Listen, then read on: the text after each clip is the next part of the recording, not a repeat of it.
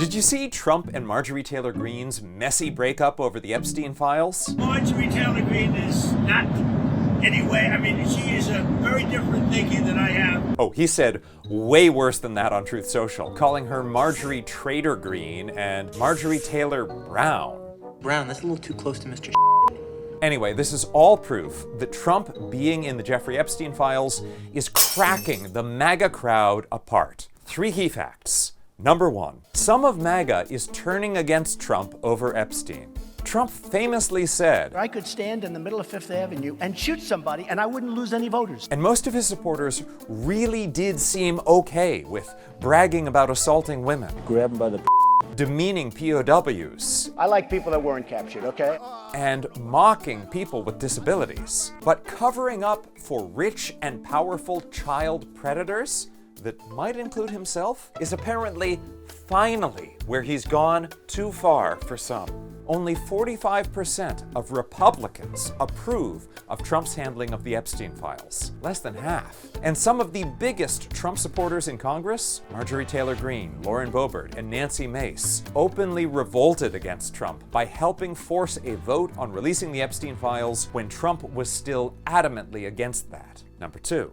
Trump now claims he supports releasing the Epstein files. About 48 hours before the House was set to vote, Trump totally changed his position and posted on Truth Social that Republicans should vote to release the Epstein files. Let's be clear, if he'd wanted to release the files, he didn't need a vote from Congress to do it.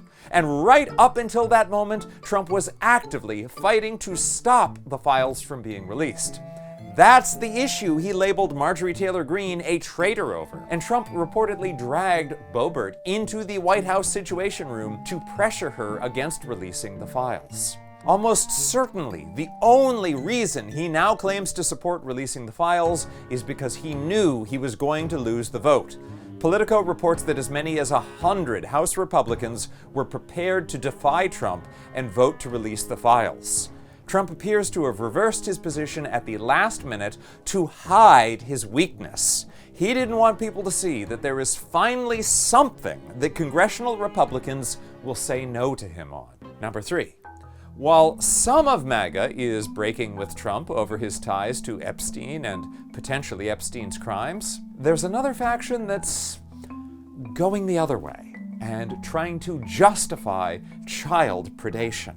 Megyn Kelly has suggested that Epstein's child abuse wasn't so bad because he could have abused children who were even younger. He wasn't into like 8-year-olds, but he liked the very young teen types. There's a difference between a 15-year-old and a 5-year-old. Really?